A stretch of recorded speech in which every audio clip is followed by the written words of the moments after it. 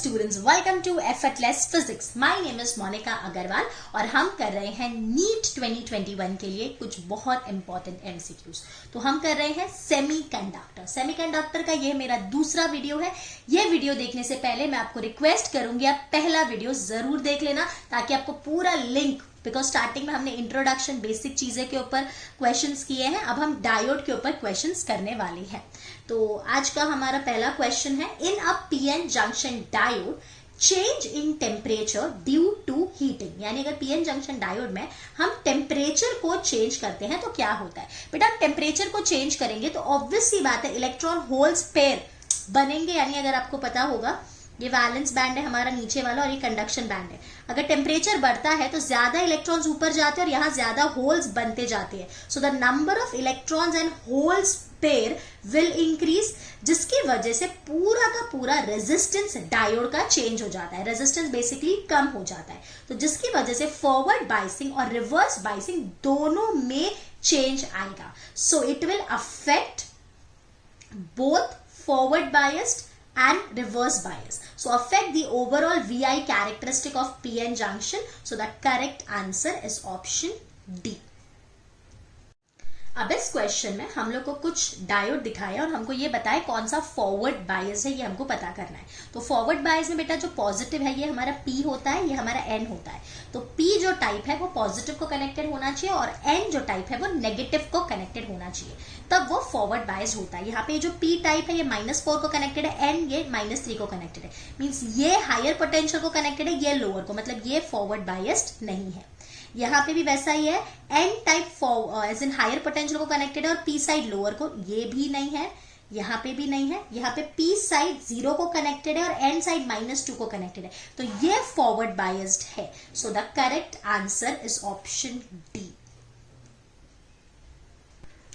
अब अगले क्वेश्चन में, the given circuit has two ideal diode connected and shown the current flowing through the resistance R1. Yes, कितनी current R1, this is our R1, this is R2 and this is R3. तो R1 से कितनी current flow होगी ये हमको पूछा है. अब जैसा आप देख सकते हो ये पॉजिटिव है negative, so positive is connected to negative and negative is connected to positive. तो ये हो गया रिवर्स बायस्ड, मतलब इसको आप सर्किट में कंसिडर ही मत करिए. अब हमारे सर्किट में सिर्फ ये है जो फॉरवर्ड बायस में कनेक्टेड है, पॉजिटिव पॉजिटिव को और नेगेटिव नेगेटिव. तो अभी ये सर्किट आपका कितना सिंपल हो गया, जिसमें ये डायोड है ये फॉरवर्ड की तरह बिहेव करा, मींस ये करंट को फ्लो होने देगा. मींस हमारे सर्किट में जो करंट फ्लो होगी that is total potential divided by the resistance. अब बेटा ये रेजिस्टेंस लेना ही नहीं है बिकॉज ये करंट को फ्लो होने नहीं देगा. मींस हमारी करंट सिर्फ नॉर्मली ऐसे फ्लो होगी बाकी के सर्किट से. तो यहाँ रेजिस्टेंस 2 है, यहाँ रेजिस्टेंस 2 है, तो टोटल रेजिस्टेंस 4 हो गया. सो करंट कितनी फ्लो हो रही है 2.5 एम्पियर, मतलब यहाँ से जो करंट निकली है वो ही 2.5 एम्पियर है. इन केस आपको पूछा होता कि R3 से कितनी करंट जाती, तो R3 से भी 2.5 एम्पियर ही जाती, बिकॉज यहाँ पे करंट सिर्फ इस तरह से फ्लो होगी. ठीक है, ये बहुत ही इजी क्वेश्चन है, बट ऐसे क्वेश्चन में भी बच्चे अटक जाते हैं. तो अभी आपको समझा ये क्वेश्चन कैसे करना है. उम्मीद करती हूँ आपको समझ में आ गया होगा बिकॉज इतना कुछ टफ नहीं है. So here the correct answer is option A. अगर थोड़ा कंफ्यूजिंग लग रहा है तो डरने की बात नहीं है, आगे और ज्यादा क्वेश्चंस आएंगे तो आपकी प्रैक्टिस हो जाएगी. अब अगले क्वेश्चन में हमको पूछा है, ये एक आइडियल डायोड का कनेक्शन दिया है और हमको पूछा है ऐसे कितनी करंट फ्लो होगी. तो सबसे पहला काम आपको जो करना है चेक करना है ये फॉरवर्ड बायस्ड है कि रिवर्स. अगर रिवर्स होगा तो करंट फ्लो होने ही नहीं देगा, तो डायरेक्ट आपकी करंट 0 आ जाएगी. अब बेटा ये जो P टाइप है ये +4 को कनेक्टेड है और N टाइप -6 को कनेक्टेड है, means this is a forward bias. So the current in the circuit is potential difference divided by resistance. तो पोटेंशियल डिफरेंस कितना है 4 -6 that is 10 divided by 1 kilo ohm, जिसको हम 1000 ओम बोल सकते हैं. तो ये हो गया 10⁻² ampere. So the correct answer is option D. The given figure, a diode D is connected to an external resistance 100 ohm and an EMF of 3.5 volt. यहाँ पे ये जो डायोड है इसका जो बैरियर पोटेंशियल है वो 0.5 वोल्ट है, मतलब 0.5 वोल्ट इसने ले लिया. तो बेटा 3.5 टोटल है, तो इसके अक्रॉस कितना वोल्टेज आया 3 वोल्ट. तो करंट कितनी फ्लो होगी सर्किट में, current is voltage divided by the resistance, that is 3 divided by 100, so that is 30, यानी ये 100 को अपन ऊपर ले लेंगे तो 10⁻² हो जाएगा, तो इसको मैं लिख सकती हूँ 30 into 10⁻³ ampere. So the current is 30 milli ampere. So the correct answer is option C. In the next question हमने एक स्क्वायर इनपुट सिग्नल लगाया है which is of 10 volt from -5 to +5 और हमको पूछा है आउटपुट अक्रॉस द आरएल. तो बेटा ये जो है ये फॉरवर्ड बायस्ड है, मींस ये हाफ साइकिल को जाने देगा, मतलब -5 से 0 तक ये जाने नहीं देगा. At that time it will behave like a reverse. लेकिन 0 से 5 वोल्ट को ये जाने देगा, तो यहाँ पे इस तरह से हमको आउटपुट मिलेगा 0 से लेके 5 volt. So the correct answer is option B. अब इस क्वेश्चन में हमको एक सर्किट दिया है और हमको पूछा है कितनी करंट फ्लो होगी.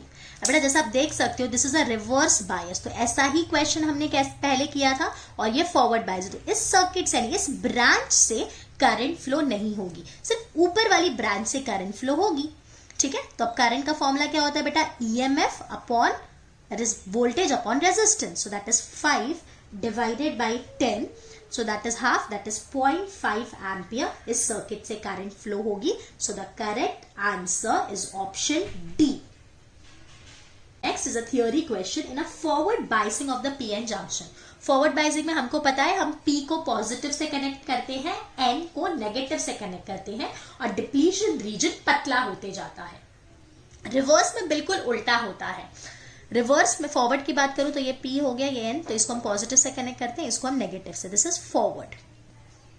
और रिवर्स बाइसिंग में कैसा होता है, हम पॉजिटिव टाइप को नेगेटिव से कनेक्ट करते हैं और नेगेटिव को हम पॉजिटिव से कनेक्ट करते हैं. So this is reverse bias. इसमें हमारा डिप्लीशन रीजन थिक होते जाता है और इसमें हमारा डिप्लीशन रीजन थिन होते जाता है. So the correct answer is the positive terminal of the battery is connected to P side and the depletion region become thin. So the correct answer is option D.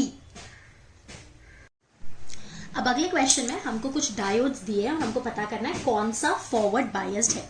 तो ये N connected है 5 को और P connected है 10 को. Obviously this is forward, this is higher potential, this is lower, मतलब ये forward है. इस केस में P कनेक्टेड है -10 को और N कनेक्टेड 0 को, मतलब ये हायर पोटेंशियल है, मतलब ये रिवर्स बायस्ड है, मतलब फॉरवर्ड नहीं है. इस वाले में N कनेक्टेड है -12 को और P कनेक्टेड है -5 को, मतलब ऑब्वियसली ये हायर है, ये लोअर है, means this is forward bias. बेटा अर्थिंग जिसको कर दी ना वो साइड 0 हो जाता है. ठीक है, आप लोग सोचेंगे मैं आपने 0 कैसे लिख दिया. Now P is connected to 0 and N is connected to 5, means this is higher, means higher potential हम N को कनेक्ट करेंगे, मतलब ये रिवर्स बायस्ड है. तो फॉरवर्ड बायस के हमको सिर्फ 2 ही दिख रहे हैं, A और C. So the correct answer is option C. Next question, application of forward bias to a PN junction. तो जब हम फॉरवर्ड बायसिंग करते हैं तो हमारा जो डिप्लीशन रीजन है वो पतला होते जाता है, मतलब जो डिप्लीशन रीजन के अक्रॉस जो पोटेंशियल है वो कम होते जाता है. तो ऑब्वियस सी बात है उसके अक्रॉस जो इलेक्ट्रिक फील्ड होगी, जैसे मैं आपको बता देती हूँ, ये हमारा डिप्लीशन रीजन है, तो ये क्या होता है धीरे धीरे धीरे धीरे पतला होते जाता है और फाइनली गायब हो जाता है फॉरवर्ड बायसिंग में. तो जो पोटेंशियल बैरियर यहाँ पे बन रहा था वो भी कम होते जाता है, मतलब यहाँ पे जो इलेक्ट्रिक फील्ड बन रही थी वो भी कम होते जाती है. So decreases the electric field in the depletion zone. So the correct answer is option D. यहाँ पे बाकी आंसर जो भी ऑप्शंस दिए हैं वो सब रॉन्ग है. Now again a similar question. मैंने सिमिलर क्वेश्चन इसके लिए रखे हैं ताकि एग्जाम में आए तो आप लोग अटके नहीं. अब यहाँ हमको पूछा है कौन सा रिवर्स बायस्ड है. रिवर्स बायस में जो P टाइप होता है वो लोअर पोटेंशियल को कनेक्टेड होना चाहिए और जो N साइड होता है वो हायर पोटेंशियल को कनेक्टेड होना चाहिए. अब यहाँ पे N साइड लोअर को कनेक्टेड है, P साइड हायर को कनेक्टेड है, मतलब ये है फॉरवर्ड बायस्ड. यहाँ पे मैंने बोला था बेटा अर्थिंग वाले को आपको 0 वोल्ट लेना है, तो P कनेक्टेड है 0 को और N कनेक्टेड है -10, मतलब ये भी है फॉरवर्ड बायस्ड. यहाँ पे P कनेक्टेड है 0 को और N कनेक्टेड है 5 को, मतलब N हायर को कनेक्टेड है और P लोअर को, means this is reverse biased.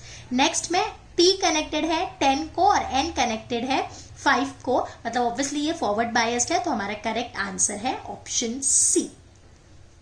Question, reverse bias apply to a junction diode. Reverse bias connect करने से जो पोटेंशियल बैरियर होता है वो बढ़ते जाता है. फॉरवर्ड बायस कनेक्टने से पतला होते जाता है और रिवर्स से बढ़ते जाता है. So raises the potential barrier. So the correct answer is option B. Next question.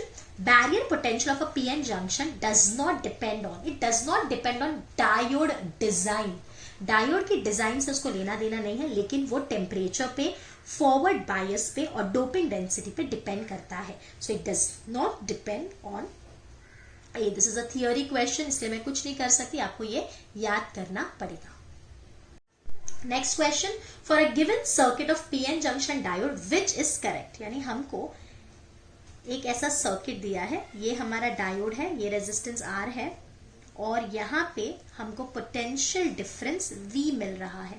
अब आपको पता है जब ये फॉरवर्ड बायस्ड होता है तब यहाँ पे ऑब्वियसली कुछ पोटेंशियल ड्रॉप होता है, बट ये आइडियल कंडीशन अगर हम माने तो यहाँ पे कुछ भी पोटेंशियल ड्रॉप नहीं हो रहा है, तो सारा का सारा पोटेंशियल रेजिस्टेंस के अक्रॉस आ जाएगा. मतलब रेजिस्टेंस के अक्रॉस V पोटेंशियल होगा.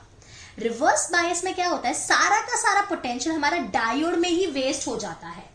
ठीक है, यहाँ पे कुछ पोटेंशियल आता ही नहीं है. तो in case of forward bias the potential या the voltage across resistance is V and in reverse bias the voltage across the diode is V और रेजिस्टेंस के अक्रॉस 0 वोल्टेज होता है. So the correct answer is A. और बाकी C और D तो देखने की जरूरत नहीं है, 2 वोल्ट तो आ ही नहीं सकता जब हमने वोल्टेज ही V लगाया है. Okay, so the correct answer is option A. अच्छा समझने वाला क्वेश्चन है. फॉरवर्ड बायसिंग में सारा का सारा वोल्टेज इसके अक्रॉस आता है, रेजिस्टेंस के अक्रॉस, डायोड के अक्रॉस 0 हम मान रहे हैं. और रिवर्स बायस में सारा का सारा पोटेंशियल डायोड के अक्रॉस आता है और रेजिस्टेंस के अक्रॉस 0 आता है. नाउ अभी वापस हमको एक सर्किट दिया है, हमको पूछा है यहाँ से कितनी करंट फ्लो होगी. तो जैसा आप देख सकते हो ये तो फॉरवर्ड बायस्ड है और ये वाला कनेक्शन रिवर्स बायस है, मतलब ये सर्किट में है ही नहीं. मतलब हमारे सर्किट में कितना रेजिस्टेंस है, 30 और 20, total resistance is 50 end voltage जो हमने लगाया दैट इज 5. तो करंट क्या हो जाएगा, voltage upon resistance that is 5/50 ampere, that is answer B.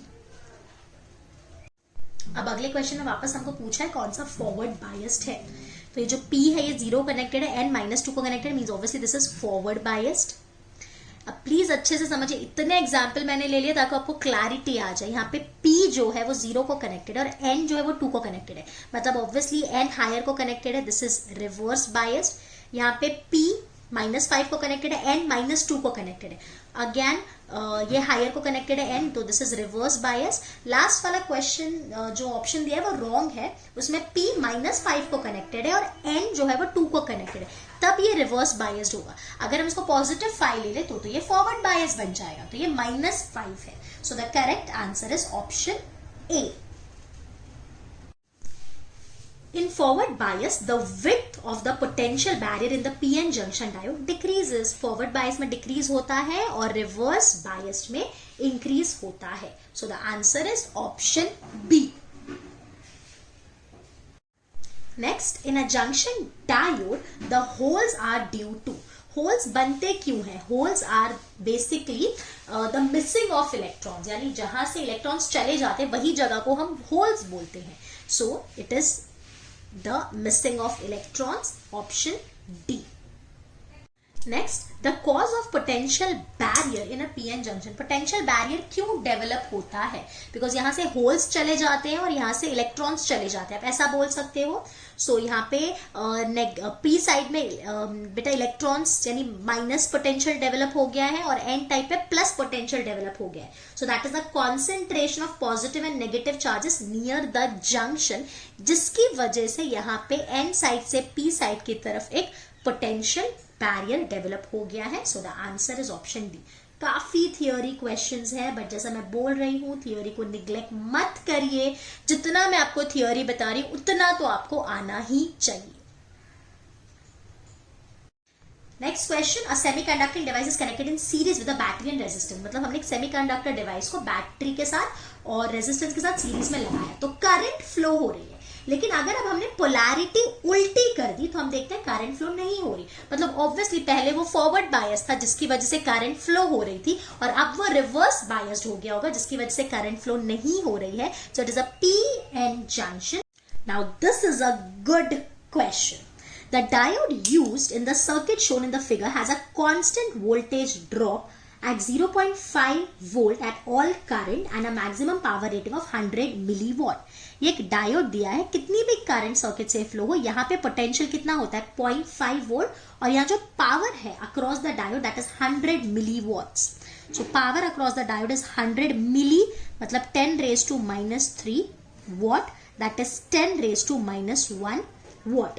अब हमको पूछा है what should be the value of the resistor R ताकि इसमें मैक्सिमम करंट फ्लो हो सके. तो डायोड के अक्रॉस कितना रेजिस्टेंस है पहले वो निकालते हैं. R is equals to voltage drop across the diode का square divided by the power. तो वोल्टेज ड्रॉप कितना है 0.5 इंटू 0.5 स्क्वायर हो गया, और ये हमारा 10 रेज टू -1.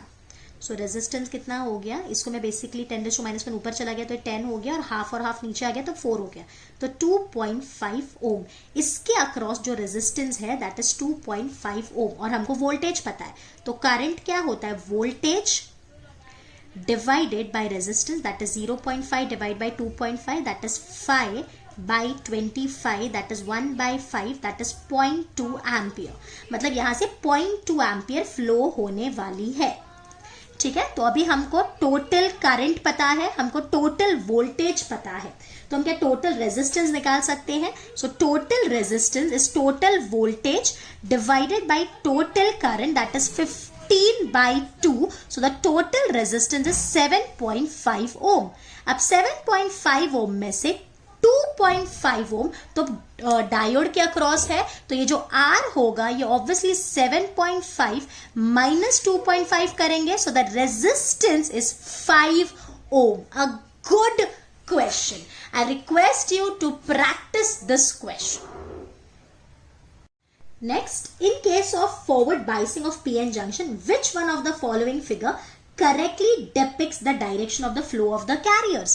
तो कैसे फ्लो होते हैं, तो ऑब्वियस सी बात है बेटा, कितना इजी है. यहाँ पे हमने इसको कनेक्ट किया है पॉजिटिव से, इसको कनेक्ट किया है नेगेटिव से, तो ये फॉरवर्ड बाइसिंग तभी तो होगा. ये हमारा एन टाइप है, ये हमारा पी टाइप है, तो electrons will rush in this direction towards the positive end holes will rush in this direction. So electrons are moving in this direction and holes are moving in this direction. So the correct answer is option B. That's it in this video. Stay tuned for more videos and please do practice. Okay, so मिलते हैं. Till then, bye bye. Take care.